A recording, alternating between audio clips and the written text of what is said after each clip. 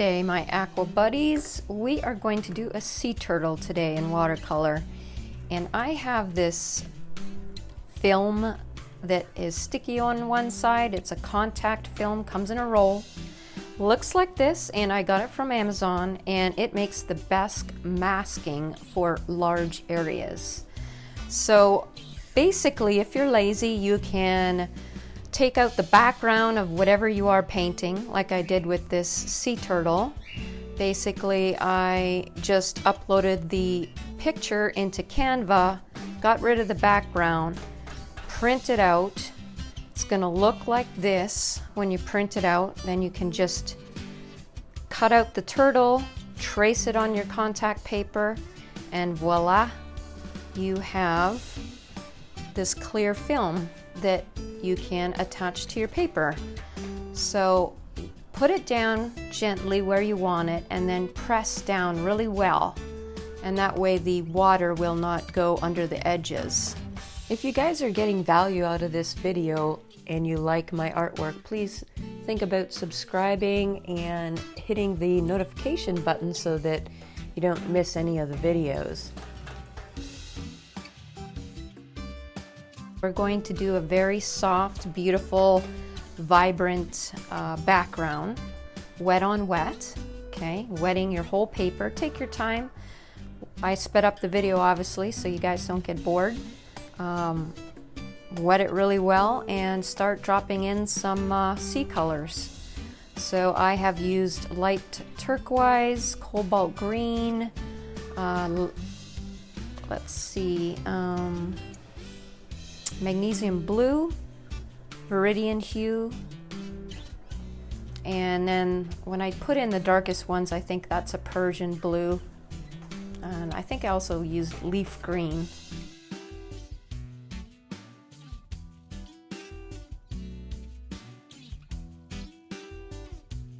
You know me, I like things vibrant, so I end up doing this background in 2 steps. Okay, this is where the colors are really going to pop when we lay down this second layer.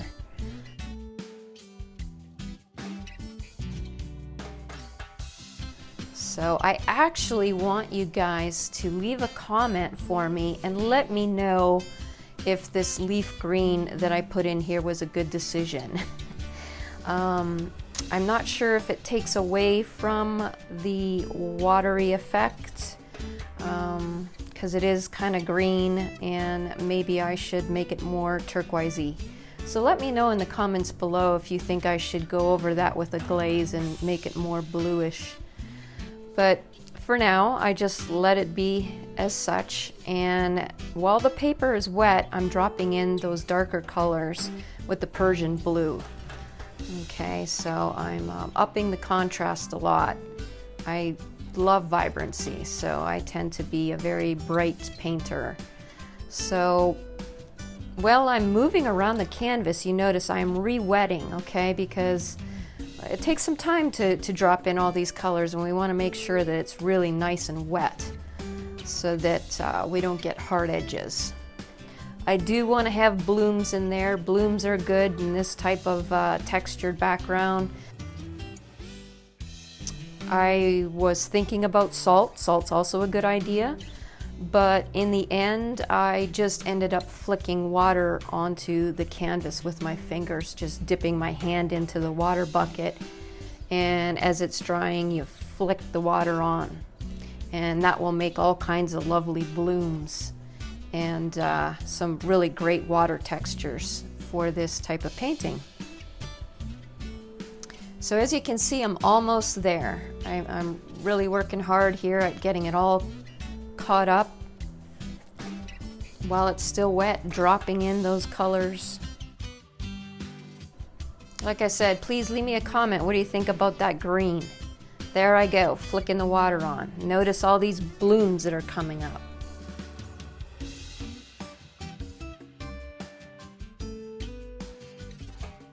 This is what I'm left with, all these lovely blooms. Pretty nice background. Taking that contact paper off, I did a pretty good job. As you see, I just have one little spot, kind of went underneath the paper, but I'm telling you, I think it's a lot nicer, crisper edges than using masking fluid. So basically you're going to draw in all your details, okay? And now the turtle itself I did wet on dry, and of course we have many layers to go.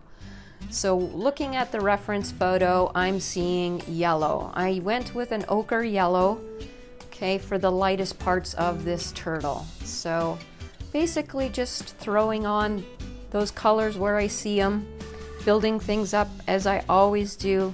You can always, you know, go darker, but it's harder to get back your light areas if you go too dark too fast. Okay, so I am using Pyrrole Transparent Orange from DS, as well as some of her Pyrrole Red in some areas here for the shell. Okay, so I'm putting in those oranges where I see them. The other colors that I'm using for this turtle is Van Dyke Brown and Sepia from Holbein.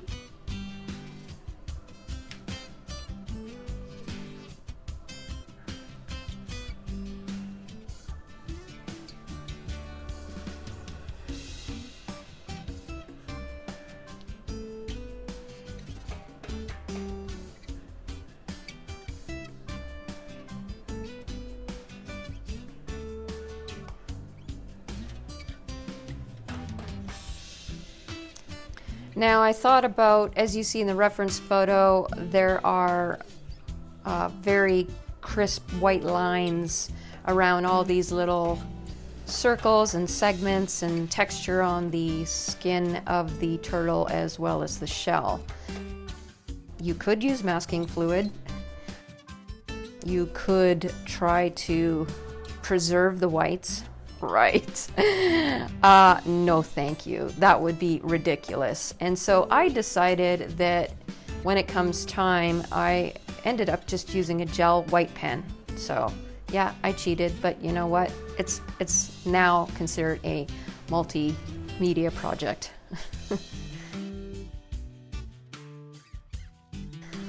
I mean, if I was doing this for some sort of show and you know, they were traditional watercolor artists, I suppose with many glasses of wine, I would attempt something that tedious, but not today.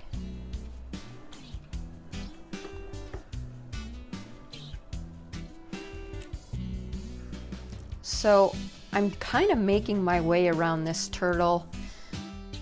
The orange is pretty dry now. I'm adding in some of the brighter orange spots, and while it's wet, dropping in that really nice dark chocolatey browns that's on his head and on the shell too. There's a lot of detail in the shell, and so I will be doing a lot of layers mimicking the texture that we see.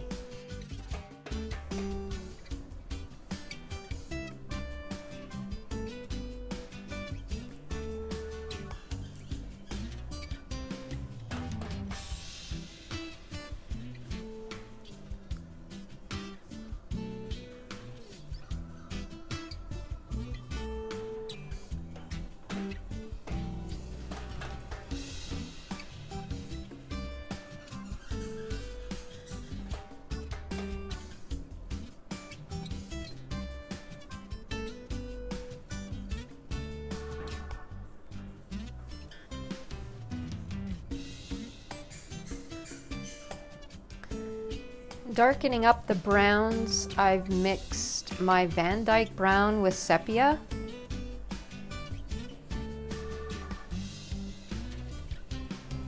So going around limb from limb and trying to get things the darkest that they need to be.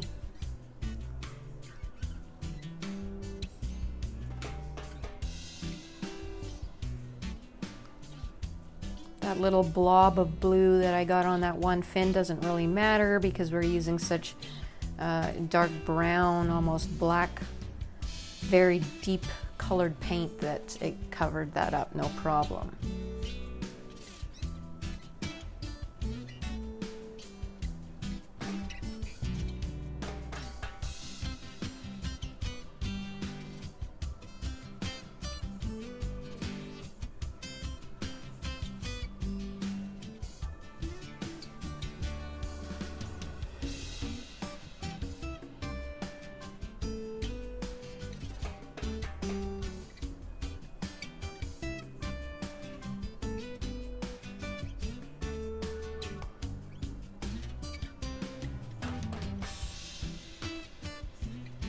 Now starting on the shell, putting a lighter brown around the edges. I'm sort of building this up slowly. There's brown around the edges. I drop in my orange in the middle and just kind of blend things together. Now there's this pattern on the shell. It's basically like just lines going through it, and they all sort of meet in that middle light spot, the most orangey spot. And all these vertical lines kind of point to that little area. So that's what I'm trying to mimic.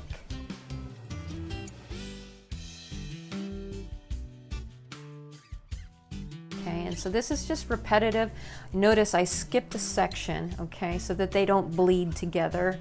So I skipped a section, started on that middle one, putting my lines in, and then I'll skip and do that last part of the middle of his back. And basically I am going to keep skipping around the shell in this fashion. Same with the sides. I'll start off the sides, skip an area, do another area, skip an area.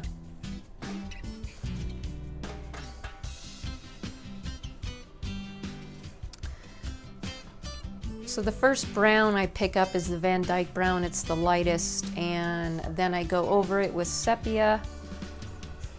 Okay, and sepia, I could even add in a little neutral tint, because to get the darks, the most dark that they are, kind of have to add that in as well.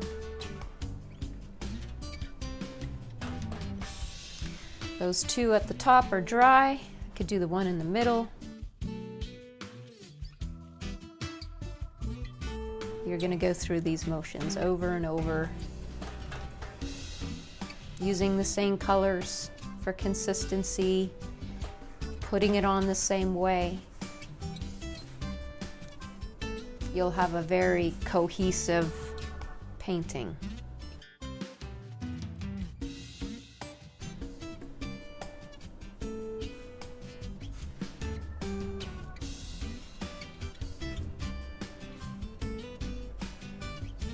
Kind of wanted those lines to stand out more, just going over it. Where I see it could, you know, maybe get another pop of color, I'll just throw that in there.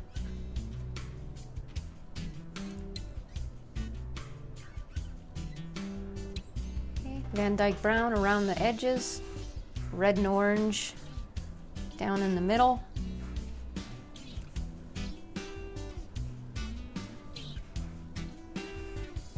I also used burnt sienna. So I think I started off with the burnt sienna, then went over top of that with the Van Dyke brown.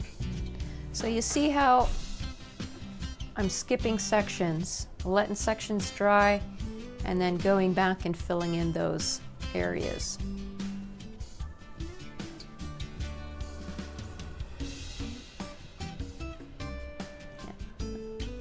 Burnt sienna, Van Dyke brown, Van Dyke brown, going in with the sepia, and I just keep repeating this for the whole shell.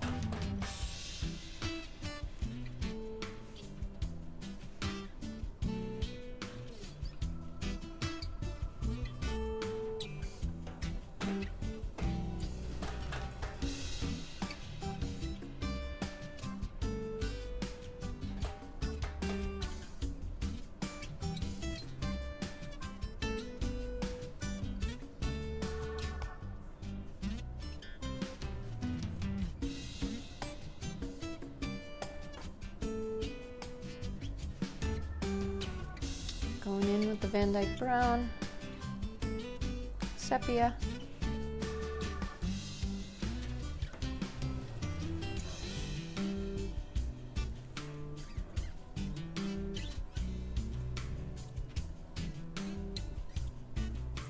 the outer shell is quite dark, so instead of building colors up there, I just went straight for the sepia.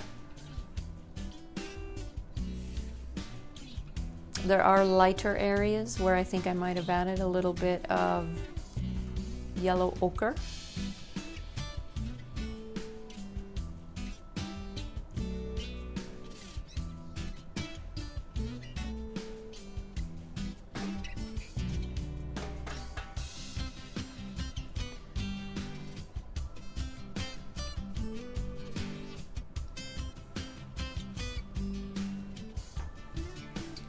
So this layer is just all about getting the paint on this turtle on all the areas of his shell, his legs.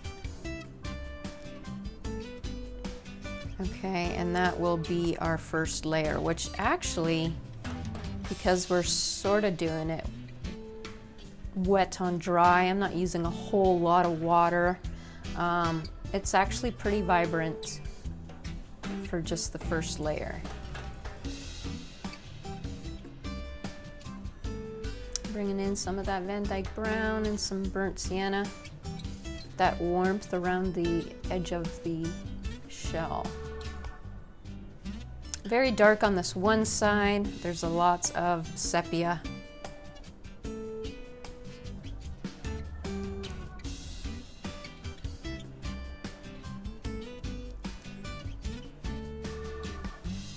Okay.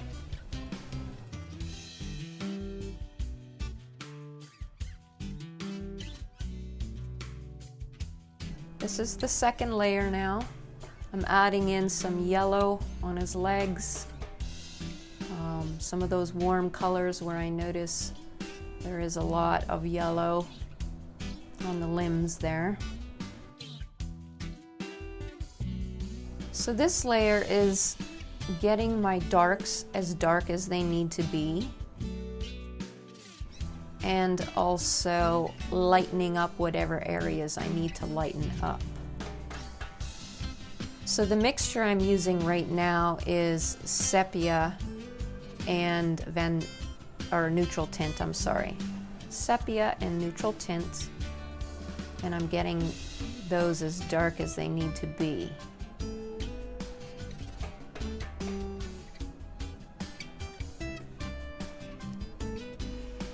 Okay. Just keep turning your your paper around. It makes it easier while you're painting the turtle. I just keep flipping it.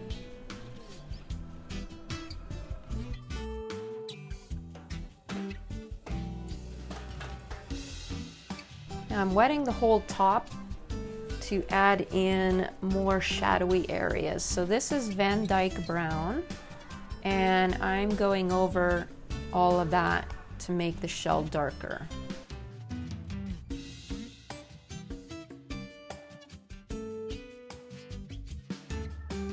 So once that dries, I'm going through and I'm pulling up paint with my scrubber brush and a piece of paper towel or rag, and I'm hitting those areas on the shell that have the highlights that need to have a little bit more light shining through.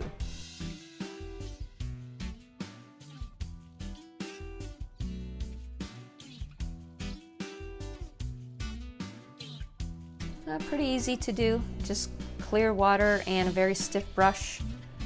Okay, and you wet those areas, kind of dab at it, and it'll lift up pretty nicely.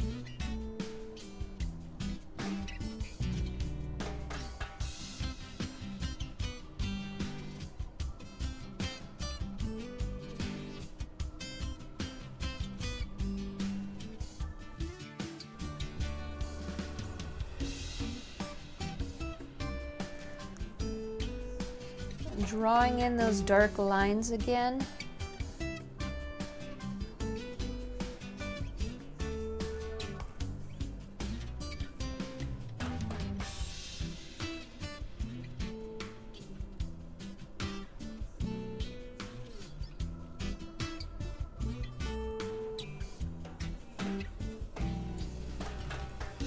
There's lots of detail on that shell.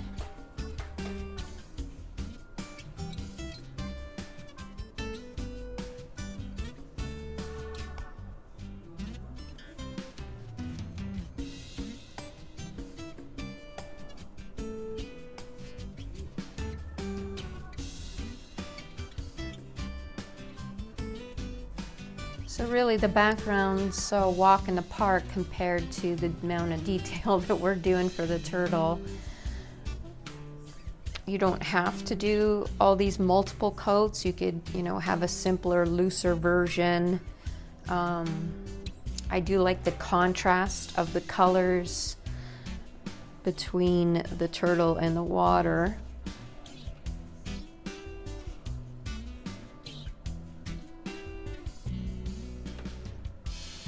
And the areas that I'm drawing around the segments of the shell, I actually went around it twice in order to get them as dark as I wanted them to, and to get them as thick as they needed to be, because there is the white sections with the gel pen that needs to be drawn on top of those dark lines. More shadow on that one side, so coming in with some more darker paint there.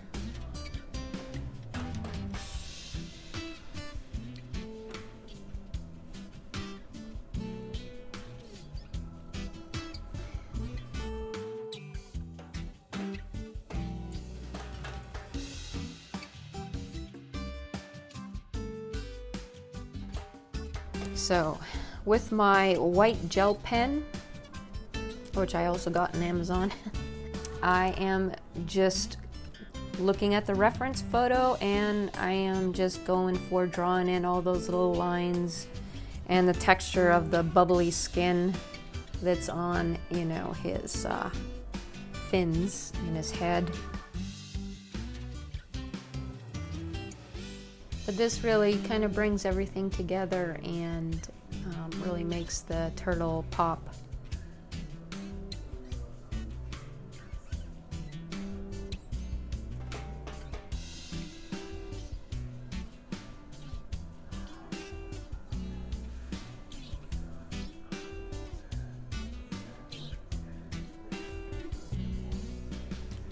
So let me know what you guys think. Do you think using a white gel pen is cheating, or would you have done this a different way?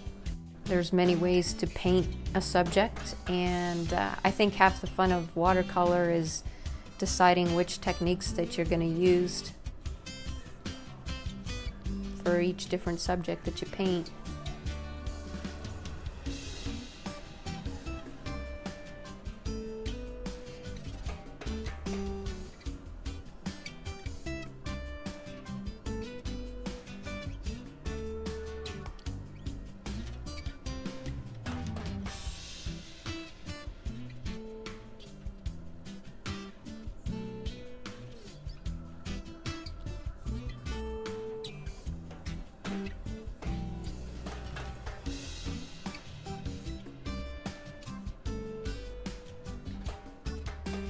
Now this gel pen just works so well to get these very thin lines that I see in the reference photo.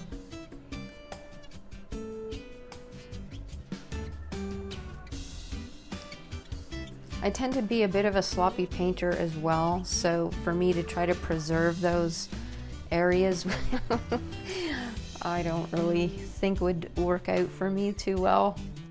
I actually had a really hard time drawing in these lines because I have really bad poison ivy right now, and I'm on prednisone, and my hand is very shaky with this prednisone.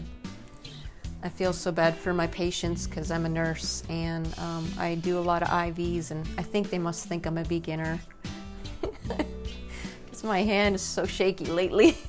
But not bad. I really liked the effect that this gave me, this gel pen. It just worked out fabulous.